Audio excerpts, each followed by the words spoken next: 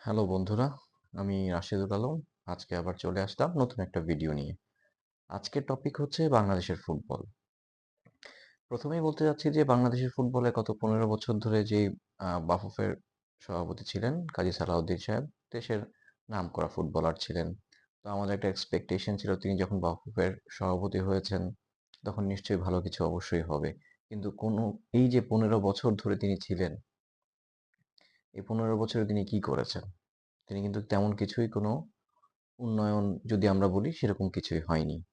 এবং সবচেয়ে মানে দুঃখজনক ঘটনা হচ্ছে যে তিনি কিছুই করতে পারেননি। একজন ফুটবলারের কাছ থেকে যখন মানে আমরা এই ধরনের কিছু আশা করতে পারি তখন তিনি সেই আশার প্রতিফলন ঘটাতে পারেননি এবং একজন সংগঠক হিসেবেও তিনি পুরোপুরি ব্যর্থ। তো খুশির খবর হচ্ছে যে এই যে সামনের অক্টোবরে নির্বাচনটা হচ্ছে সেই নির্বাচনে উনি আর প্রতিদ্বন্দ্বিতা করবেন না। এটাই হচ্ছে সবচেয়ে বড় খুশির খবর। এখন আমরা একটু এনালাইসিস করি যে খুব অল্প সময়ের মধ্যে যে তিনি কি করেছেন বা কি করতে পারেননি। আমি সবচেয়ে বেশি ফোকাস করব যে আসলে তিনি কি করা উচিত ছিল কিন্তু তিনি সেগুলো করেননি।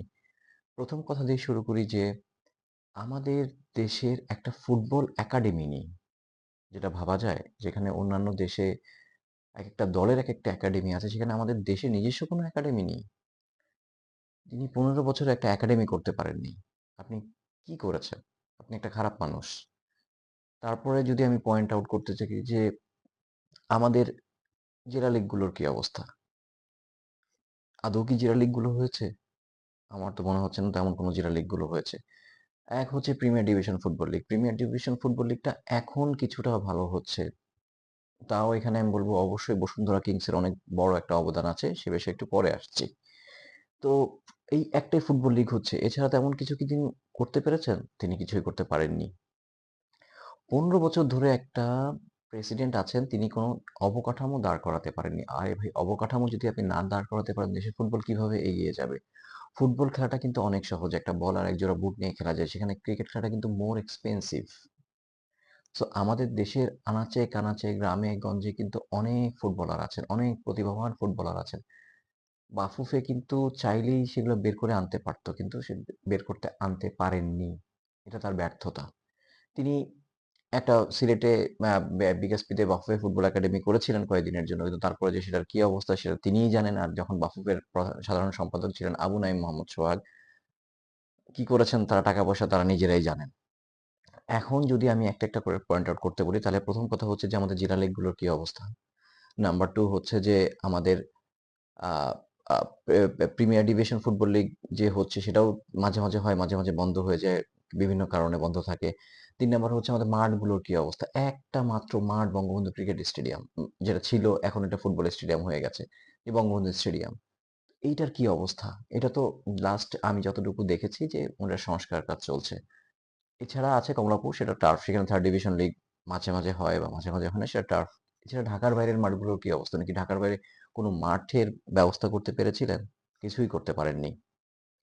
দেখেন আমাদের দেশের এত নামকরা মানে ফুটবলার আছেন বা অনেক নামকরা ফুটবল দল আছে। আবাহনী, মোহামেডান, ব্রাদার্স ইউনিয়ন, তারপর হচ্ছে রিসেন্ট এসেছেন শেখ জামাল ধানমন্ডি, বসুন্ধরা।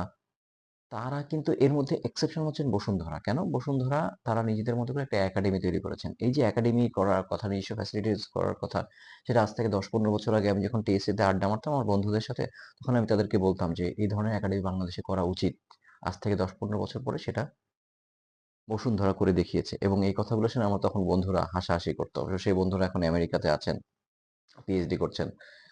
সো ওই যে ওই সময় আমি যে কথাগুলো বলেছি কিন্তু এখন কিন্তু এই ১০-১৫ বছর বয়স পরে এসে সেটা প্রতিফলন হচ্ছে। এখন আমার কোয়েশ্চেন হচ্ছে যে আবাহনী, মোহামেডান তারা কি করতে পেরেছেন? তারা একটা একাডেমি করতে পারেন নাই? বাংলাদেশে এত মানে ইন্ডাস্ট্রিয়ালিস্ট আছেন, বাংলাদেশে এত বড় যারা আ ব্যবসায়ী আছেন, যারা ফুটবলের বিভিন্ন ক্ষেত্রে স্পন্সর করে থাকেন, তারা কি একটা ফুটবলের জন্য একাডেমিতে একটা দল কিনে নিয়ে সেটা একাডেমি করতে পারেন নাই? স্ট্রেইট কথা। আমি যদি তাদের মতো ইন্ডাস্ট্রিয়ালিস্ট হতাম বা আমার যদি এত টাকা থাকতো বা আমার যদি ভবিষ্যতে এত টাকা হয়, খোদার কসম ভাই, আমি মডার্ন টিমটা কিনে নিব এবং একটা বিশ্বমানের একাডেমি করব। তো এখন বাফুফে এই ধরনের কাজের জন্য প্রেসিডেন্ট সাহেব কি কারো সাথে কথা বলেছেন? তিনি কিন্তু কথা বলেননি। তাহলে আমাদেরকে এই যে নতুন যিনি আসবেন, তিনি কি করবেন?